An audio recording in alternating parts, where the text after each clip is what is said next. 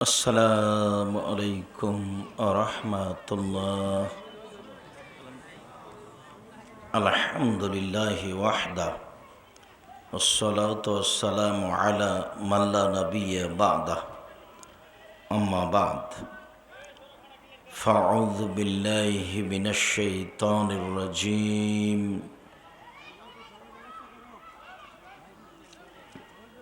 ক্বালু ইন্নামাল বাই'উ মিসলুর রিবা ওয়া আহাল্লাল্লাহুল বাই'a ওয়া হাররামার রিবা। عن جابر رضي الله تعالى عنه قال لعن رسول الله صلى الله عليه وسلم آكل الربا وموكله وكاتبه وشاهديه وقال هم سواء رواه মুসলিম। সম্মানিত অত্র দিনী বৈঠকের মুসলিম ভাই ও বোন, প্রশংসা আল্লাহর জন্য, শান্তি অবতীর্ণ হোক আল্লাহর রাসূলের উপর সাল্লাল্লাহু আলাইহি ওয়াসাল্লাম। আজকের দিনে বৈঠকে সংক্ষিপ্ত সময়ে বক্তব্যের বিষয় সুদ ও ঘুষ। সুদ ও ঘুষ নিয়ে আমরা এক অতীব সংক্ষিপ্ত বক্তব্য পেশ করব ইনশাআল্লাহুল আজিজ। যারা সামনে দুই একজন দাঁড়িয়ে আছি তারাকে বসার জন্য আমরা আন্তরিকভাবে বলছি। ফিরোজ একটা বক্তব্য পেশ করছিল অজু। হ্যাঁ, এ কথাই ঠিক যে অজুর সুন্দর আছে। আল্লাহ রাসূল বললেন, মান তাওয়াদ্দা ফাহসানাল ওযুয়া। কোনো ব্যক্তি অজু করলো, সুন্দর করে অজু করলো, মানে অজুর সুন্দর আছে।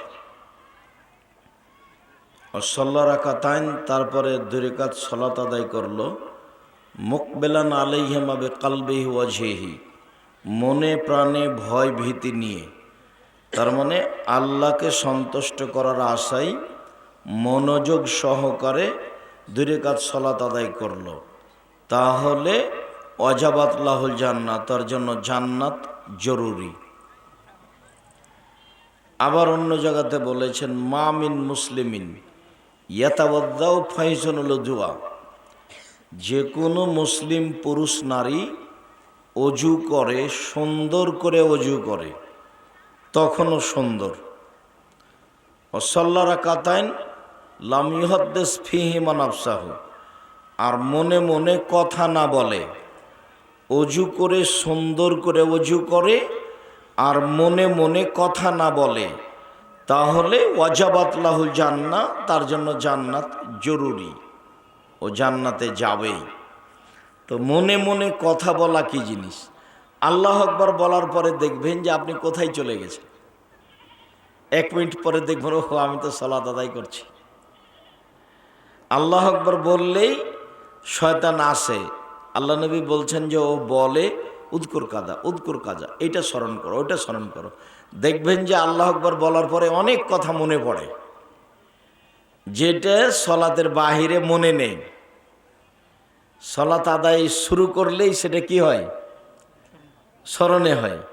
তার মানে ওইটা শয়তান স্মরণ করায়। এটা তার একটা ক্ষমতা আল্লাহর পক্ষ থেকে ওকে দেওয়া আছে।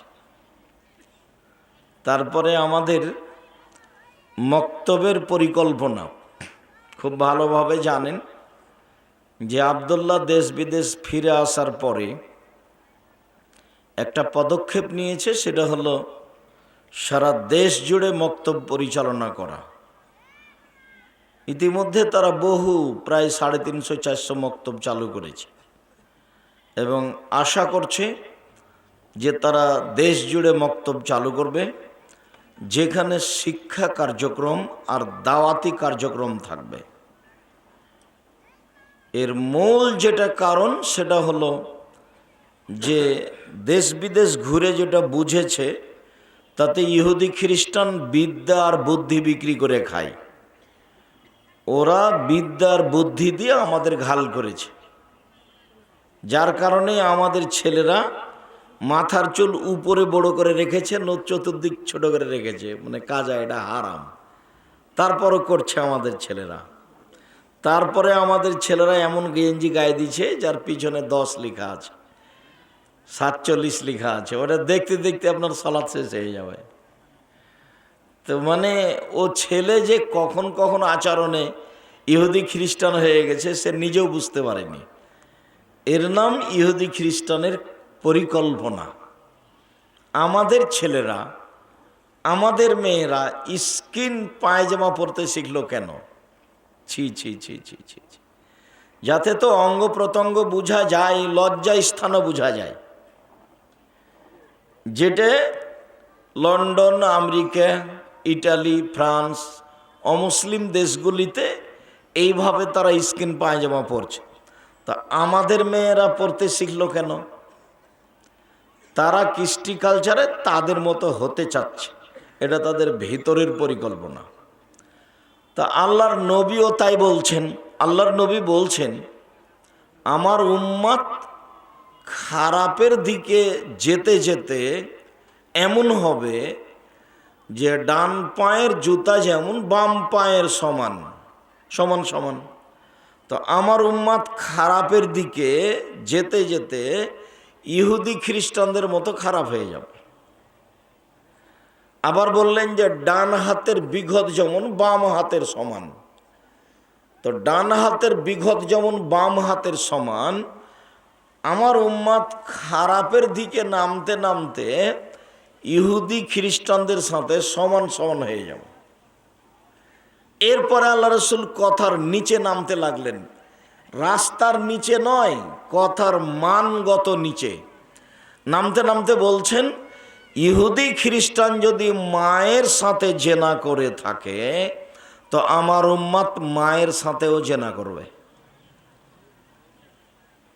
বুঝতে পারলেন কেন আমাদের ছেলেরা এইভাবে চুল ছাঁটা শিখলো?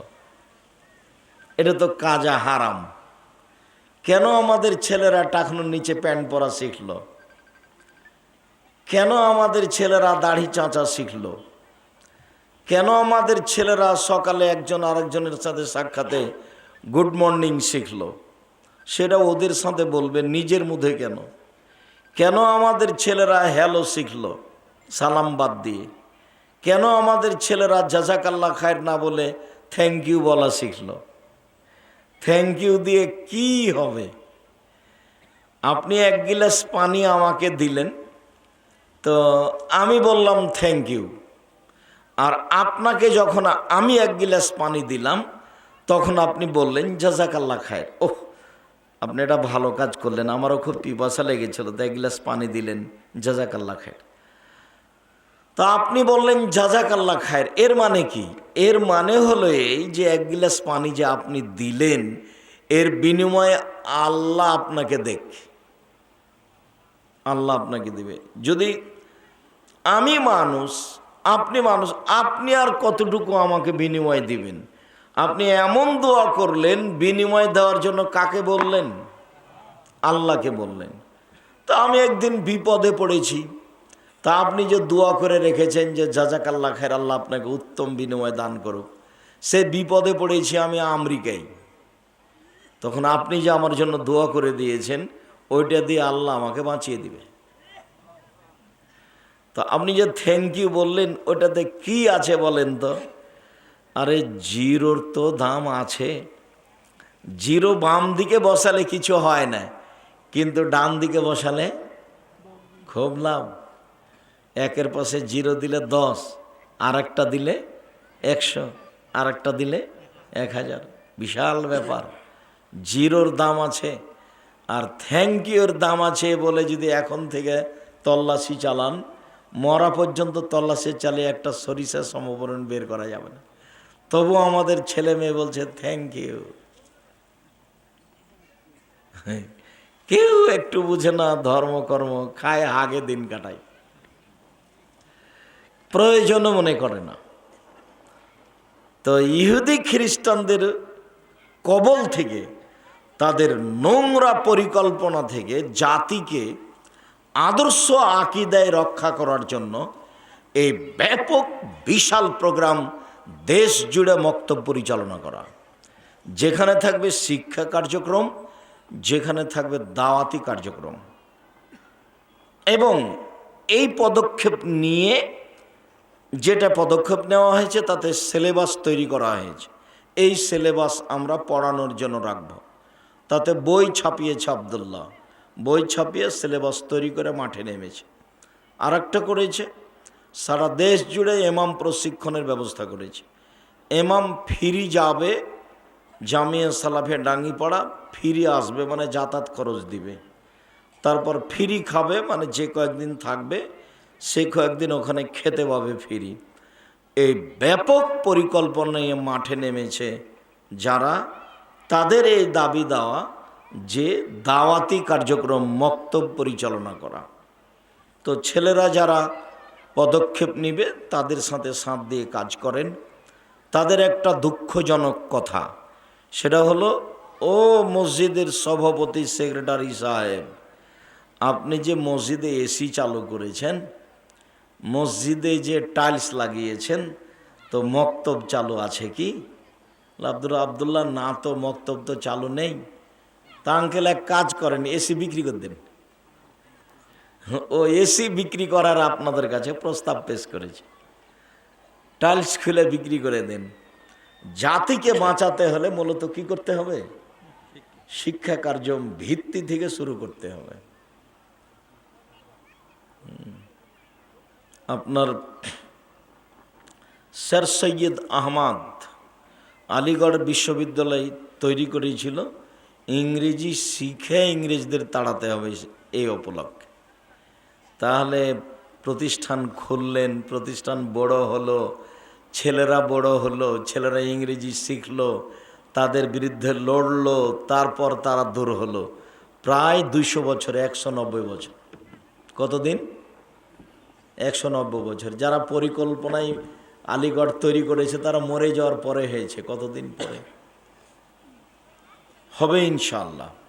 পদক্ষেপ নেন, সহযোগিতা করেন। 10-এর সহযোগিতাই চলে এগুলি, আপনার আর আমার। জামিয়া সালাফিয়াতে প্রতি মাসে বেতন লাগে 32 লক্ষ। কত? 32 লক্ষ। শিক্ষক শিক্ষিকা প্রায় 300 জন, দেশ বিদেশের শিক্ষক। অনেক বড় বড় বিদ্বান দেশ বিদেশ থেকে আছেন, ইন্ডিয়া থেকে আছেন, সৌদি আরব থেকে আছেন। তো বড় বড় বিদ্বান যাদের প্রতি মাসে বেতন লাগে 32 লক্ষ। 3 ধরনের খালি বাবুর্চি আছে। যারা ইন্ডিয়ান তাদের বাবুর্চি ভিন্ন, যারা আমরা গরিব মানুষ আমাদের বাবুর্চি ভিন্ন, যারা সৌদি আরব থেকে এসে আছেন তাদের বাবুর্চি ভিন্ন। তো আপনাদের এই জামিয়া সালাফিয়া বৈদেশিক কোনো সহযোগিতাই চলে না, সরকারি কোনো অনুদানই চলে না। চলে কিভাবে? আমার আর আপনার সহযোগিতাই। আব্দুর রাজ্জাক সাহেব, আমাদের তো খেতলাল বাড়ি, আমরা যে 1 টাকাও দিইনি। আরে আপনি দেননি, আপনার কোনো ভাই দেয়? কেউ 10-5 টাকা দেয়, এমনি তো আর চলে না। যদি আপনারা বলেন খেতলাল থানা থেকে যে আব্দুর রাজ্জাক সাহেব 1 মাসের বেতন দেন তো আপনি জামিয়া সালাফিয়ার, আমি মরা পর্যন্ত যদি পয়সা উপার্জন করি, আমি যেভাবে পয়সা উপার্জন করি আমার তো কোনো পথ নাই, তা আমার মরা পর্যন্ত করলে 1 মাসের বেতন হবে না। তো সেটা চলছে, তো সেটাই জামিয়া সালাফিয়া এদেশের সর্ববৃহৎ শিক্ষাদানে সর্বোচ্চ মানগতভাবে সর্বোচ্চ প্রতিষ্ঠান জামিয়া সালাফিয়া। আমার মনে বড় স্বাদ, এই দেশের মাটিতে আমি উন্নত মানের প্রতিষ্ঠান গড়ব ইনশাআল্লাহ, যেখানে ছেলে মেয়ে বাংলা ইংরেজি আরবি উন্নত মানের শিক্ষা অর্জন করে জাতির অন্যায়ের বিরুদ্ধে লড়বে, মুখে কলমে মিডিয়ায় লড়বে ইনশাআল্লাহ। আপনাকে আমি বুঝাতে পারি আর না পারি, তবে এই পদক্ষেপ চূড়ান্ত, এটা হবেই হবে ইনশাআল্লাহ। একে ঠেকানোর মানুষের কোনো হাত নেই ইনশাআল্লাহ। যা দেখতে পাচ্ছেন, এই যে মুখে বলছি, মিডিয়ার সামনে থাকে, কলম পাশে থাকে, খাতা কলমে মিডিয়ায় মুখে কাজ করে যাচ্ছে। আপনি বসে আছেন, সংসার নিয়ে ব্যস্ত আছেন, এ কথার অর্থ এই নয় যে সবাই বসে আছে সংসার নিয়ে ব্যস্ত আছে, এ কথা ঠিক নয়। তবে আপনি সংসার করেন, ওদেরকেও একটু বিবেচনা করে মূল্যায়ন করিয়েন, তারা তাহলে কাজ করতে কি পাবে? সহায়তা পাবে, কাজ করে শান্তি পাবে। কেউ 10 টাকার করবে, কেউ 10,000 টাকার করবে। তারপরে দেখবেন যে কাজটা চলছে। আলহামদুলিল্লাহ জামিয়া সালাফিয়া চলছে। প্রত্যেক দিন বিকালে লেবার মিস্ত্রি, টিন মিস্ত্রি, রাজমিস্ত্রি, স্যানিটারি মিস্ত্রি, আপনার কত যে মিস্ত্রি আছে, তাতে বিলি আসে 40, 50, 1000, 80,000, লাখের মতো। প্রত্যেক দিন বিকালে এরকম বিল আসে। জামিয়া সালাফে 5,000 ছেলে মেয়ে পড়াশোনা করে। কতটি? 5,000। জামিয়া সালাফে ডাঙ্গিপাড়াতে একটা মসজিদ 4 তলা হয়েছে, যার একতলায় 3,000 মানুষ সালাত আদায় করতে পারে। আর রূপগঞ্জ, নারায়ণগঞ্জ, ঢাকায় একটা শুরু হয়েছে কাজ, ওর একতলাতে 10,000 মানুষ সালাত আদায় করতে পারবে একসাথে। ওর জন্য জমি হলো 2 একর, 200 শতক, 6 বিঘা একটা মসজিদের জন্য। হবে একদিন। কিভাবে হবে অত টেনশন ভোগ করার প্রয়োজন নেই। পাইলিং খরচ আছে 4 কোটি টাকা। হবে কিভাবে হবে আমি জানি না, হবে ইনশাআল্লাহ। আপনি কি করবেন? আমি বলবো আল্লাহ তুমি জামিয়া সালাফে কবুল করো, বাস এটাই। আমি ওটাই বলছি যে আপনি কি বলবেন? আপনি বলবেন যে আল্লাহ তুমি জামিয়া সালাফে কবুল করো। বুঝতে পারেন না নাকি?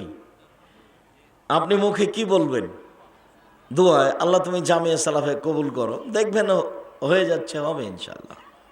সুদ, ঘুষ, যেসব পাপের কারণে সরাসরি জাহান্নাম ঘোষণা হয়েছে, তার একটা পাপ হলো সুদ, ঘুষ। যেগুলো মহাপাপ নামে উল্লেখ হয়েছে, তার একটা বড় পাপ হলো সুদ, ঘুষ। এদেশে একটা বই পাওয়া যায়, বইয়ের নাম হলো কে বড় ক্ষতিগ্রস্ত, মানে কে বড় পাপী। তো এই বইয়ে শুধু খালি পাপের সিরিয়াল দেওয়া আছে, বড় পাপের সিরিয়াল। বইটা পড়েছেন কি না? বইটা যে কিনতে পারা যাবে না এমন দাম কিন্তু বইয়ের নয়। বইটা কিনা যাবে, নিজে না পড়লেই কেউ পড়বে। কে বড় ক্ষতিগ্রস্ত। তো তাতে একটা সুদের আলোচনা আছে, সুদ মহাপাপ। আরেকটা কথা বলে রাখি শুরুতেই, ওটা খেয়ালে রাখবেন। এই ছেলাই, সামনে এসে বসো। ওখানে তুমি দাঁড়িয়ে আছো, অমনোযোগী থাকবা তো। তুমি দাঁড়িয়ে থাকছো কেন? বসো, ভদ্রতা বজায় রেখে বসো। আচ্ছা, সুদের পাপের যে শব্দগুলি উল্লেখ হয়েছে, এত কঠিন আর এত ভারী ভাষা পৃথিবীতে আর কোনো পাপের হয়নি। ভাষা এত ভারী যে এরকম ভাষা দিয়ে আর কোনো পাপকে পেশ করা হয়নি। যেমন একটা এখনই বলে রাখি, আল্লাহ নবী বলছেন যে মা একলো দিরহাম রেবা ইয়ালাম আসাদ্দবিন সিত্তাতে সালাসিনা জেনিয়া। কেউ যদি জেনে শুনে 1 টাকা সুদ খায়, 36 বার জেনা করে যত পাপ হবে, 1 টাকা সুদ খেলে তার চেয়ে বেশি পাপ হবে।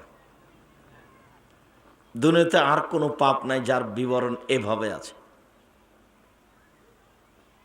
সেটা আপনার মদ হোক, সেটা মানুষকে হত্যা করা হোক, সেটা জুলুম নির্যাতন অন্যায় অবিচার রাহাজানি হোক, সেইটা আপনার বাপ মায়ের অবাধ্য চলা হোক, যত দুনিয়াতে বড় বড় পাপ আছে, এমন কোনো পাপ নাই যার ভাষা এরকম।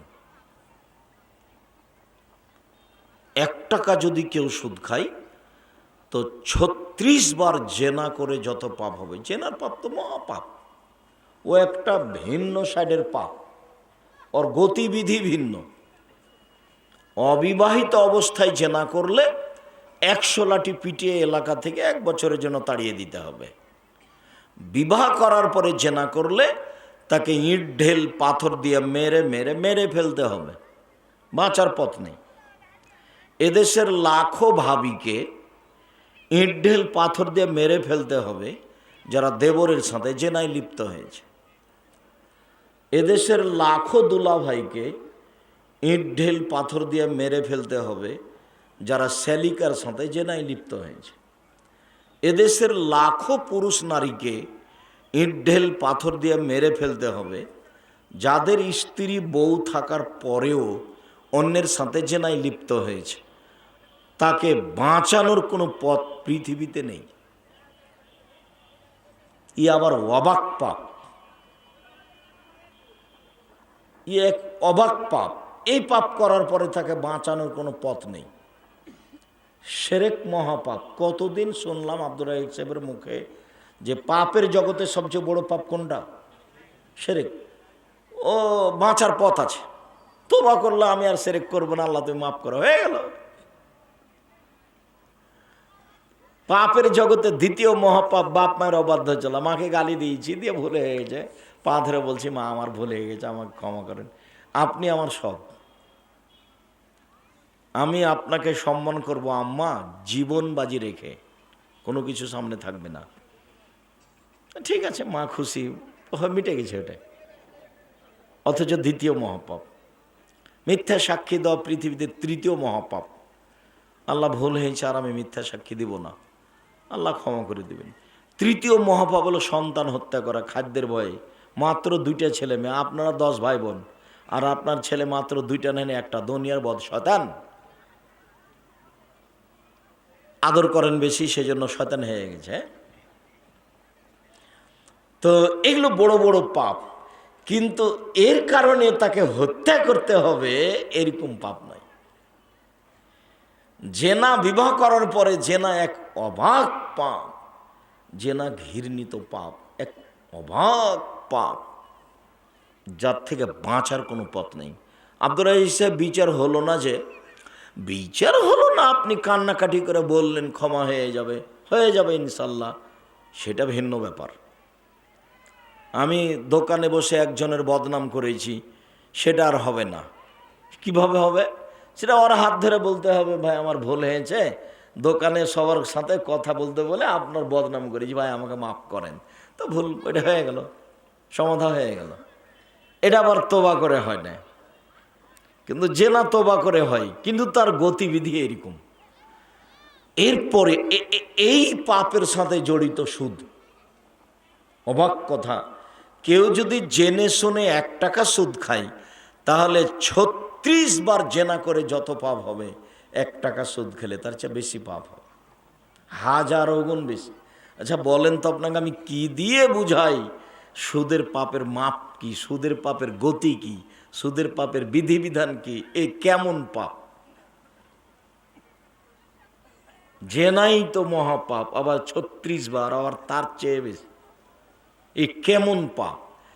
প্রায় সব গ্রামে মহিলারা কিস্তিতে টাকা উঠাচ্ছে, কিস্তি টাকা পরে দিবে, নগদ টাকা এখন 20,000 পেয়েছে, কয়দিন পরে দেখবেন মহিলাটা বাড়ি বিক্রি করে ওই বাড়িটার নাই, পালিয়ে গেছে।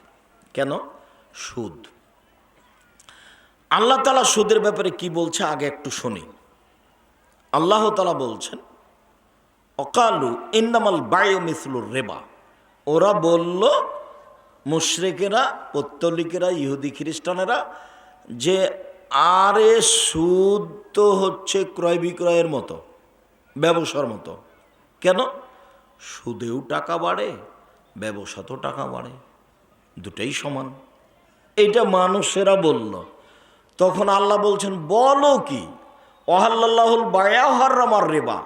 আল্লাহ চিরদিনের জন্য সুদকে হারাম করেছেন আর ব্যবসাকে হালাল করেছেন। ওরা কি বলল? আরে কি বলেন আপনারা, সুদও যা ব্যবসাও তাই। কেন? এটাও তো টাকা বাড়ে, এটাও তো টাকা বাড়ে, তাহলে দুটাই একই জিনিস হলো, বোঝা যায় না? তো আল্লাহ বলছেন, কি বলো, একই জিনিস কেন হবে?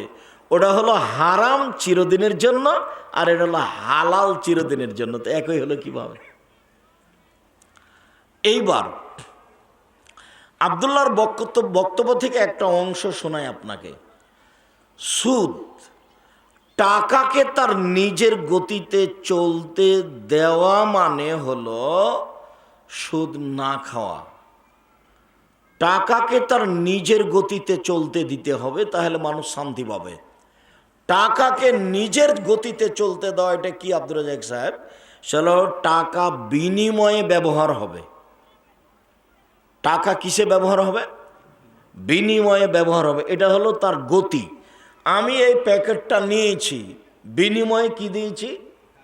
টাকা। এটা হলো টাকার গতি, এটা হলো টাকার বিধিবিধান। তো এইটা যখন চালু থাকবে তখন মানুষ শান্তি পাবে, সুদ থাকবে না। আমি 1 কেজি বেগুন নিয়েছি, বিনিময়ে কি দিয়েছি? টাকা দিয়েছি। তো টাকা যখন বিনিয়োগে ব্যবহার হবে তখন টাকা নিজ গতিতে আছে।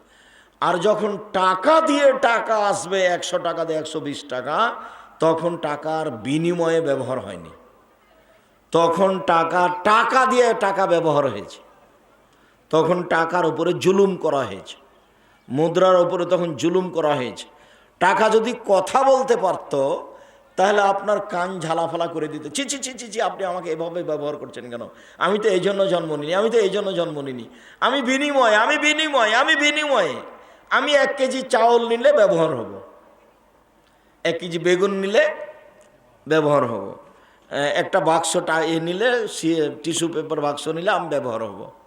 তা আপনি আমাকে দিয়ে আমাকে নিলেন কেন? আপনি আমাকে দিয়ে আমাকে নিলেন কেন? আমার উপরে জুলুম করলেন। তো টাকার উপরে জুলুম করলে মানুষ নিঃস্ব হয়ে যাবে। তখন আল্লাহ বলছে, পৃথিবীর মানুষ শোনে রেখো, ইয়ামহাকুল্লাহুর রিবা ইউরবিস সাদাকাত। সুদ মানুষের টাকাকে কমিয়ে দেয়, দান মানুষের টাকাকে বেশি করে দেয়। সুদ মানুষকে ভিক্ষুক বানায়, দান মানুষের টাকাকে বেশি করে দেয়। যারা সুদ খাচ্ছে ওরা একদিন না একদিন ভিক্ষুক হবেই, হতেই হবে। ও হবে, না হলে তার ছেলে হবে, না হলে তার নাতি হবে, ভিক্ষুক হতেই হবে ইনশাল্লাহ। ও তো আল্লাহ বলেছেন, আমি আর আপনি ইনশাল্লাহ বললে হবে, না বললে। আব্দুল্লাহ ইবনে মাসউদ রাদিয়াল্লাহু তাআলা আনহু বলেন, আল্লাহর নবী বলেছেন, ওয়াইনার রেবা ইন্নার রেবা ওয়াইন কাসরা, যদিও সুদে দেখি টাকা বেশি হচ্ছে, যদিও সুদে দেখি টাকা বেশি হচ্ছে, ফেটা আকেবাত ইয়াসিরে লাকাল্লিন, ওর শেষ ফলাফল হলো নিঃস্ব। সুদের শেষ ফলাফল কি? নিঃস্ব। আল্লাহ বললেন সুদ টাকাকে কমিয়ে দেয়, আর আল্লাহর নবী বললেন সুদ মানুষকে নিঃস্ব করে। এবার আমি আব্দুর রাজ্জাক বিন ইউসুফ দুটার সমন্বয়ে বললাম যে সে যে সুদ খাবে সে ভিক্ষুক হবে। তো ভুল হলো নাকি? আল্লাহ বলছেন যে সুদ খাবে তার টাকা কমবেই, ইয়ামহাকুল্লাহুর রিবা, সুদ মানুষের টাকাকে কমিয়ে দেয়। আর আল্লাহ রসুল বলছেন যে সুদ যদিও দেখতে বেশি লাগে কিন্তু তার শেষ ফলাফল হলো নিঃস্ব। তা আমি বললাম যে সুদ খাচ্ছে সে ভিক্ষুক হবে, আজ হোক আর কাল হোক, হয় সেই হবে, না হয় তার ছেলে হবে, না হলে তার নাতি হবে। এইসব বাড়ি ঘর জমি জায়গা অচিরে সব বিক্রি করে দেয়, কোথায় চলে যাবে? ভিক্ষা করে খাবে, টাকা টিকবে না। যার কারণে আল্লাহ তাআলা বলছেন, ইয়া আইয়ুহাল্লাযীনা আমানু লা তাকুলু রিজা আজাফা মুজাফা, ও পৃথিবীর মানুষ তোমরা সুদ দ্বিগুণ শতগুণ হারে খায়ও না। আল্লাহ নিষেধ করছেন। আল্লাহ তাআলা বলছেন, ইয়া আইয়ুহাল্লাযীনা আমানুত্তাকুল্লাহ ওয়া যারু মা বাকিয়া মিনার রিবা, পৃথিবীর মানুষ তোমরা যারা আল্লাহকে ভয় করো তারা সুদ ছেড়ে দাও, সুদ ছেড়ে দাও। সুদ বহাল থাকলে ভিক্ষুক হয়ে যাবা, গ্রামের 2-1টা লোক ধনী হয়ে যাবে, বাকিগুলো নিঃস্ব হয়ে যাবে। দেশের 2-1টা লোক ধনী হয়ে যাবে, বাকি লোক নিঃস্ব হয়ে যাবে। পৃথিবীর 2-1টা দেশ ধনী হয়ে যাবে, বাকি দেশগুলি দেউলিয়া হয়ে যাবে। এটা হলো সুদের ফলাফল। এই কথা কিন্তু আমি বলিনি, এই কথা কে বলছেন? মুহাম্মদ সাল্লাল্লাহু আলাইহি ওয়াসাল্লাম বলছেন, আল্লাহ তাআলা বলছেন, আল্লাহ তাআলা বলছেন, মুহাম্মদ সাল্লাল্লাহু আলাইহি ওয়াসাল্লাম বলছেন। সুদ খুব ভয়াবহ পাপ। চলেন দেখি। জাবের রাদিয়াল্লাহু তাআলা আনহু বলেন, রাসূল সাল্লাল্লাহু আলাইহি ওয়াসাল্লাম বলেছেন, রাসূল সাল্লাল্লাহু আলাইহি সাল্লাম অভিশাপ করেছেন, আকেলা রেবা মুকেলাহু ও কাতেবাহু শাহেদাই, যে সুদ খায় তার উপরে অভিশাপ। যে সুদ লিখে তার উপরে অভিশাপ, যে সুদের উপরে সাক্ষী থাকে তার উপরে অভিশাপ। ব্যাংক এভাবেই চলে। তো অকালাহুম সাওয়া, সবাই সমান। যে খেলো সে যে পরিমাণ পাপী, যে দিল সেও সেই পরিমাণ পাপী, যে কলমে লিখলো সেও সেই পরিমাণ পাপী, যে লিখার উপরে সাক্ষী থাকলো সেও সেই পরিমাণ পাপী। তারা সবাই। যার কারণে ব্যাংকের টাকা আপনি লোন উঠাতে পারবেন না সাক্ষী ছাড়া। বুঝেন না কথা মনে হয়? ম্যানেজার লেখাবে কর্মচারী দিয়ে, তার উপরে কি লাগবে?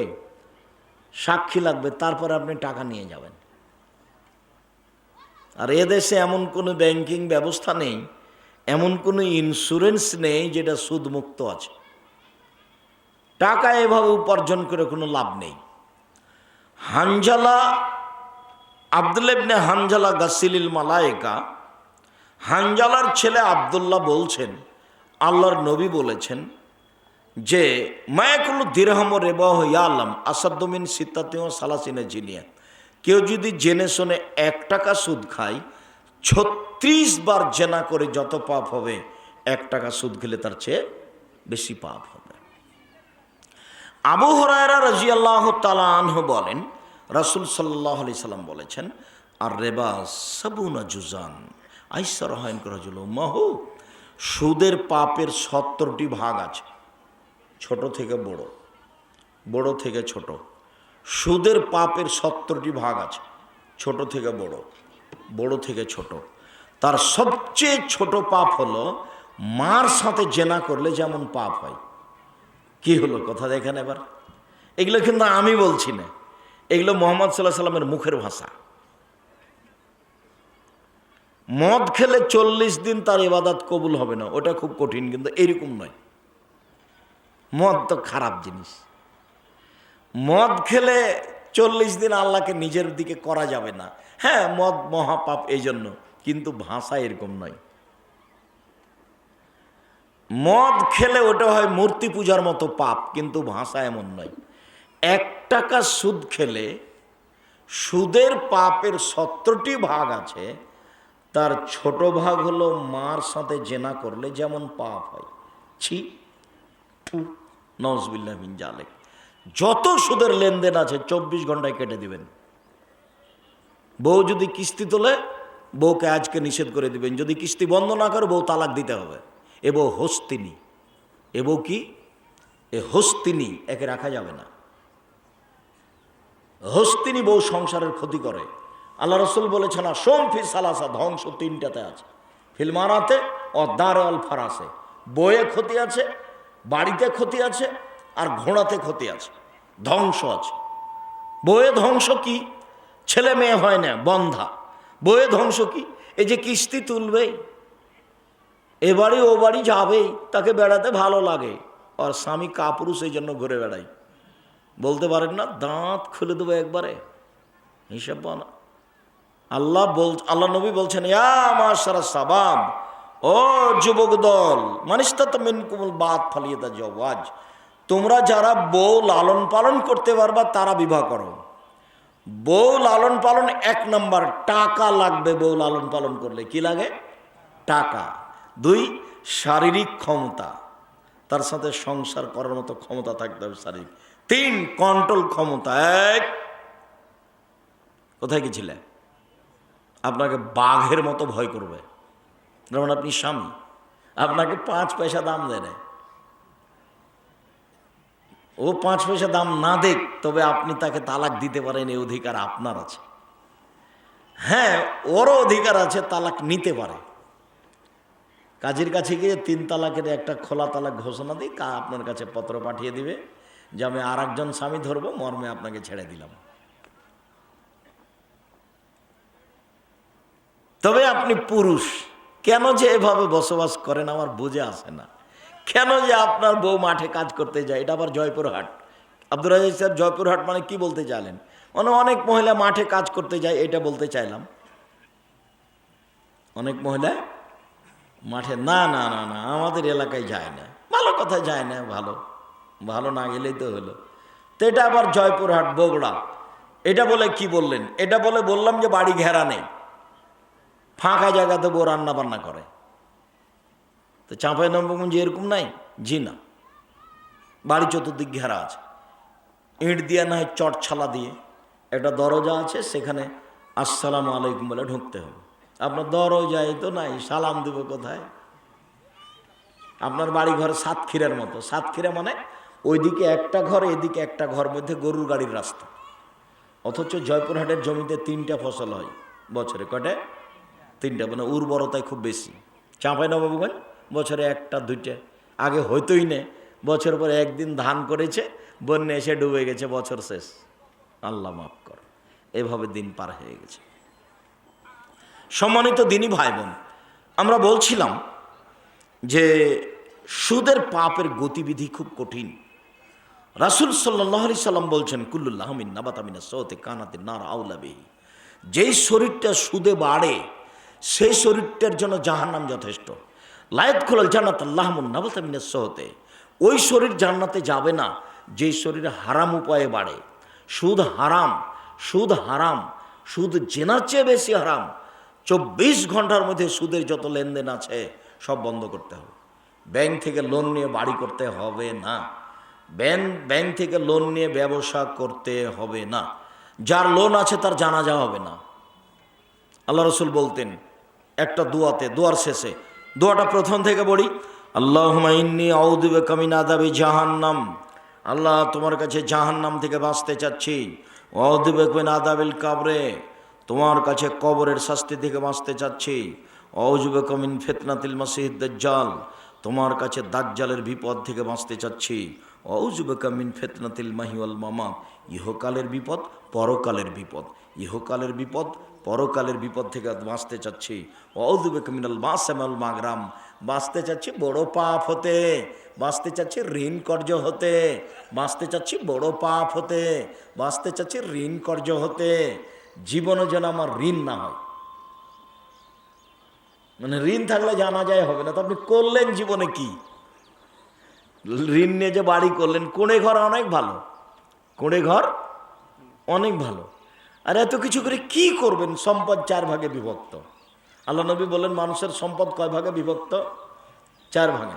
1, মা আকালা ফাবনা, যা খেলো তা পায়খানা, যা খাবে সেটা কি? পায়খানা। অবলাবেসা ফাবলা, যেটা পড়লো সেটা পুরাতন, ছিঁড়ে যাবে। 3, ওমা আতা ফাক্তানা, যেটা দান করলে সেটা জমা হলো।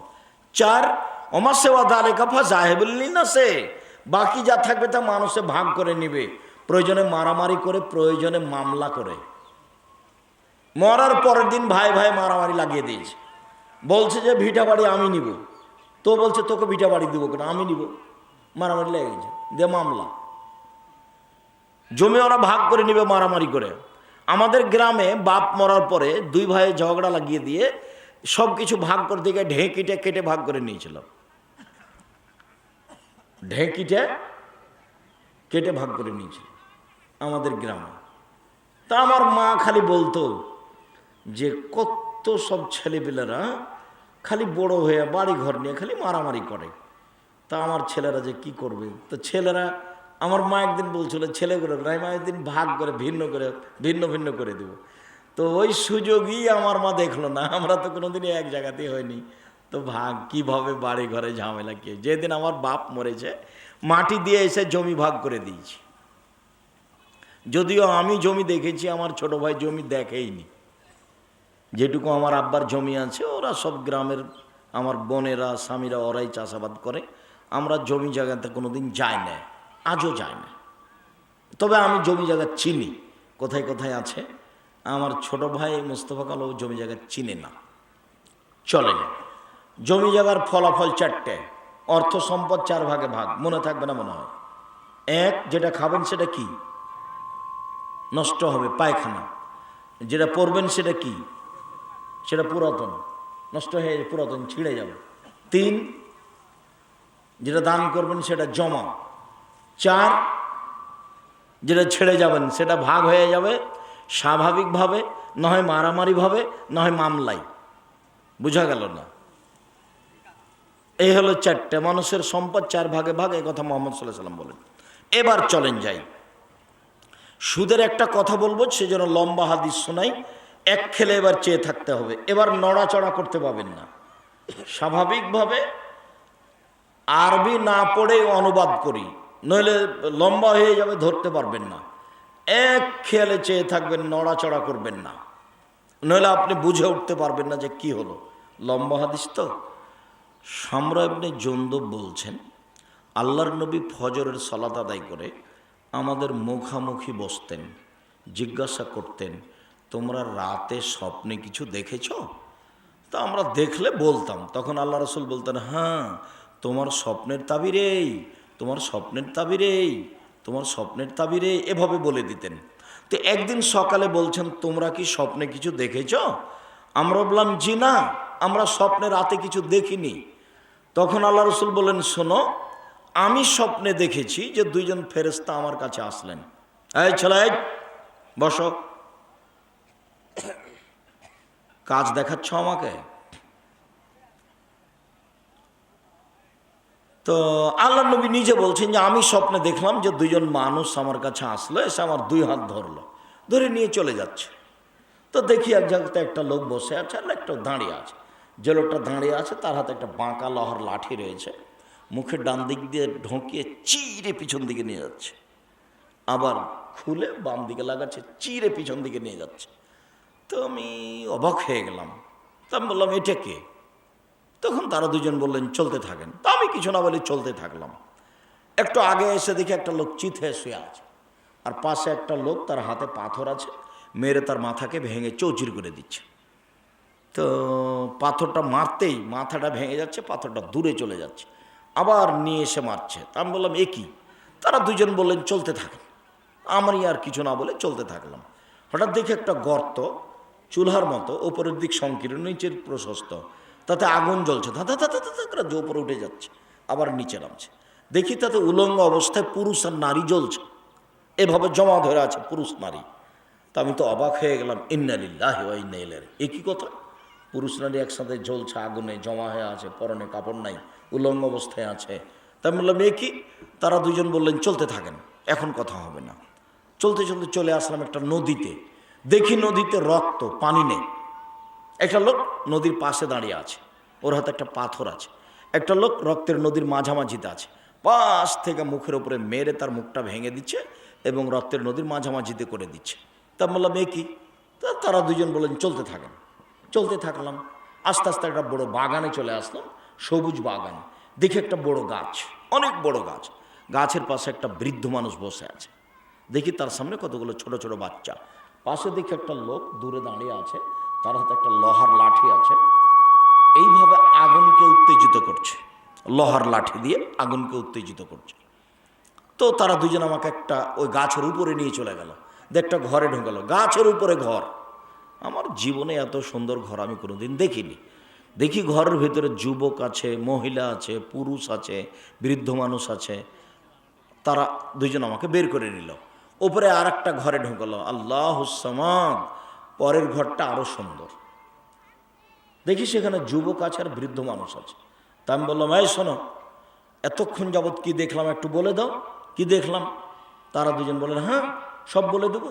শোনেন, ওই যে প্রথমে দেখলেন যার মুখকে লোহার লাঠি দিয়ে চিরে ফেলা হচ্ছে, ও মিথ্যে কথা বলতো, ইফল বিহিল ইয়াউমিল কিয়ামা, ওর সাথে এইভাবেই শাস্তি হবে মরা বিচার পর্যন্ত, জাহান্নাম জান্নাত হওয়া পর্যন্ত। জীবনে কোনোদিন মিথ্যা কথা বলবেন না, শুলি হোক ফাঁসি হোক, যা হবে হবে, মিথ্যা বলবেন না।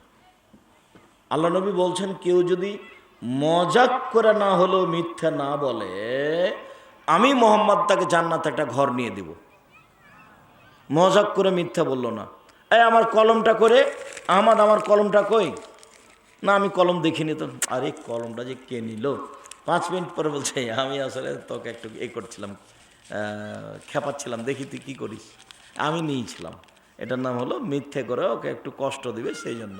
তা আল্লাহ নবী বলছেন, কেউ যদি মিথ্যা করেও, মজাক করেও মিথ্যে না বলে, আল্লাহ নবী তার জন্য একটা জান্নাতে ঘর নিয়ে দিবেন। এ কথা আমি বলিনি, এ কথা মুহাম্মদ সাল্লাল্লাহু আলাইহি ওয়াসাল্লাম বলেছে। 2, ওই যে দেখলেন একটা লোক চিত হয়ে আছে, পাথর দিয়ে তার মাথা ভেঙে দিচ্ছে।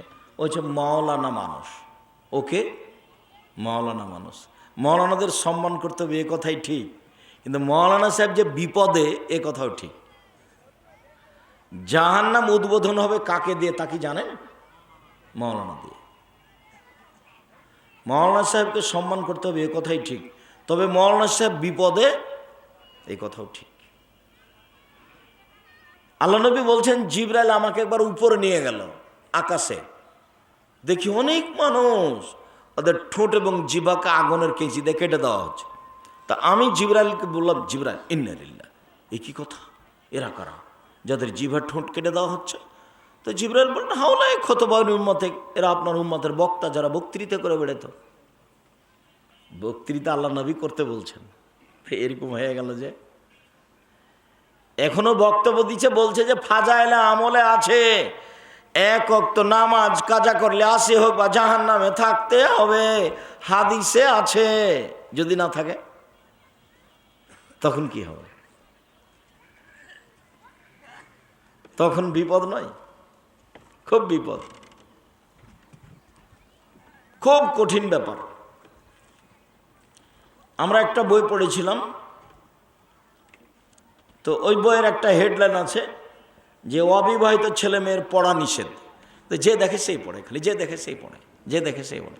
কী রে, অবিবাহিত ছেলে মেয়েকে পড়তে নিষেধ করেছে কেন?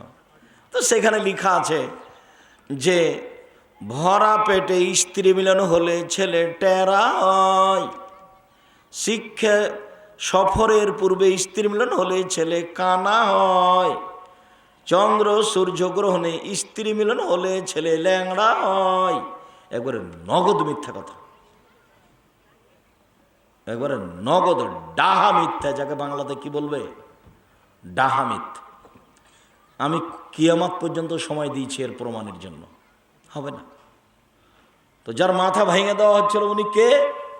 মাওলানা মানুষ। এইবার চলেন, উলঙ্গ অবস্থায় নারী পুরুষ জমা ধরে আছে, ধাঁধা ধাঁধা করে উপরে যাচ্ছে, নিচে চলে আসছে, এরা হচ্ছে ব্যভিচার, ব্যভিচার খুব খারাপ অবস্থা। লা হাওলা ওয়ালা কুওয়াতা ইল্লা বিল্লাহ, নাউযুবিল্লাহি মিন যালিক। পুরুষ নারী আগুনে জ্বলছে, কিন্তু কিভাবে জমা ধরে আছে? একসাথে জমা ধরে আছে, পরনে কাপড় নেই, আগুনে জ্বলছে, উপরে যাচ্ছে, নিচে আসছে। তারপরে যে আপনি রক্তের নদীতে একটা লোককে দিলেন, এ হলো সুদখোর। এই বাক্যটা সুদের আলোচনার সাথে সম্পৃক্ত। বুঝা গেল না? যে লোকটা রক্তের নদীতে পড়ে আছে ওকে সুদখোর, ওকে মারা হচ্ছে। যে সুদ খাবে সে কোথায় থাকবে? রক্তের নদীতে। পাশ থেকে ফেরেশতা তার মেরে মুখ ভেঙে দেবে একবারে। এটা হলো বুখারী মুসলিমের হাদিস। 24 ঘন্টার মধ্যে সুদের লেনদেন বন্ধ করতে হবে। যারা আমার সামনে আছেন তাদেরকে বলছি, যারা অনলাইনে আমার সাথে আছেন সারা পৃথিবীর যে কোনো প্রান্ত থেকে, এবং যারা আমার এই বক্তব্য শুনবেন তাদেরকে অনুরোধ জানাচ্ছি, 24 ঘন্টার মধ্যে সুদ থেকে ফিরে আসতে হবে। যত কিস্তি লেনদেন আছে সব বন্ধ করতে হবে। বউ কথা না শুনলে বউ হুস্তিনি, তাকে তালাক দিতে হবে, এ কথাই ঠিক, তবে তালাক দিতে আমি আদেশ করিনি।